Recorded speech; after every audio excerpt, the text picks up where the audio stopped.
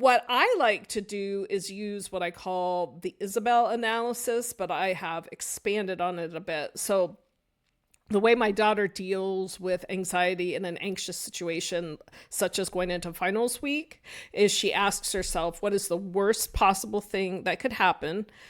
And can I live with that? And if she can, then she just takes a deep breath and goes. And I mean, she's pretty brutal. Okay, worst possible situation. I fail this class, even though it's really not likely to happen based on her past performance. But if she can say to herself, the worst possible thing that happens is I fail this class and I have to take it again. Is that the end of the world? Could I live with that? Yes, I could. It would stink, but I could pay for retaking these credits and be okay. I think we have to add a little bit of nuance to that approach. So ask oneself, what is the worst possible thing that could happen? And then how likely is it to happen? What is the best possible thing to happen? How likely is it to happen?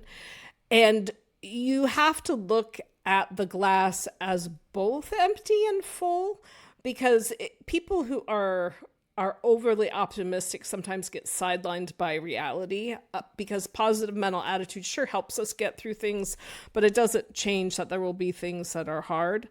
But that doom and gloom, always looking for what's going wrong, that's not going to help either. So you have to say, what if it all goes right?